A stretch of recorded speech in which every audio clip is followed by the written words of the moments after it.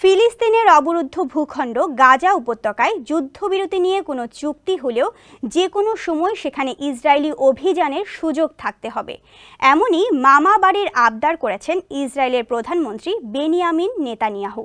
৯ মাসের যুদ্ধ অবসানে একটি যুদ্ধবিরতি পরিকল্পনা নিয়ে আলোচনার সময় এমন দাবি করেন তিনি। তার এমন আবদারে এখন ভেস্তে যেতে বসেছে যুক্তরাষ্ট্র প্রস্তাবিত এই যুদ্ধবিরতি চুক্তি। বিস্তারিত জানাচ্ছেন সাইফ বিন আইয়ুব। গেল মে মাসে হামাস ও ইসরায়েলের মাঝে একটি যুদ্ধবিরতির পরিকল্পনা উপস্থাপন করেন মার্কিন প্রেসিডেন্ট জো বাইডেন। যুক্তরাষ্ট্রের পাশাপাশি কাতার ও মিশর এতে মধ্যস্থতা করছে।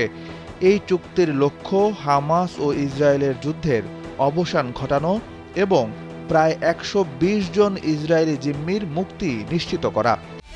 একমাত্র ওয়ালটন এসি দিচ্ছে ১ বছরের রিপ্লেসমেন্ট গ্যারান্টি এবং কম্প্রেসরের ১০ বছরের গ্যারান্টি।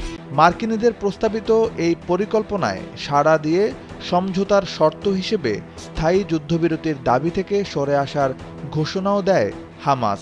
তবে এতে বাদ সেধেছেন ইসরায়েলের প্রধানমন্ত্রী বেনিয়ামিন নেতানিয়াহু। যুদ্ধবিরতি পরিকল্পনার প্রথম পর্যায় জুড়ে আলোচনার মাধ্যমে স্থায়ী যুদ্ধবিরতি অর্জনের প্রস্তাব দিয়েছে হামাস। সংগঠনটি জানিয়েছে তারা এই পরিকল্পনা মেনে নিয়েছে, তবে বিষয়টি নিয়ে ইসরায়েলের প্রতিক্রিয়ার অপেক্ষায় রয়েছে তারা।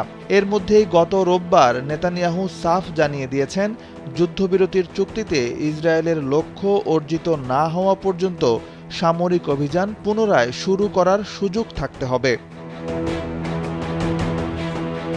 নেতানিয়াহু বলেন, চুক্তিতে ইসরায়েলকে যুদ্ধের লক্ষ্য পূরণ না হওয়া পর্যন্ত অভিযান পুনরায় শুরু করতে কোনো বাধা দেওয়া যাবে না।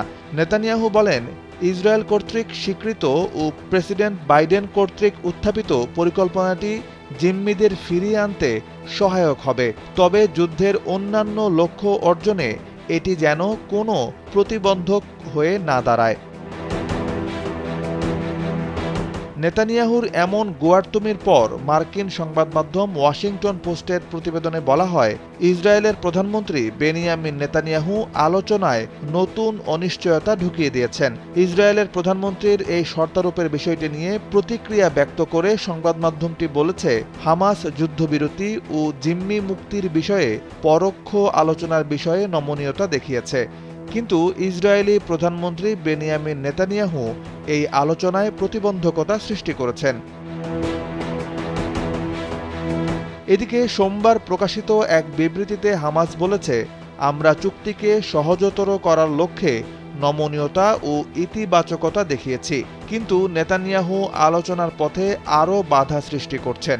একটি চুক্তিতে পৌঁছানোর সমস্ত প্রচেষ্টাকে ব্যর্থ করতে প্রচেষ্টা চালিয়ে যাচ্ছেন তিনি। সাইফ বিন আইয়ুব, কালবেলা ডেস্ক।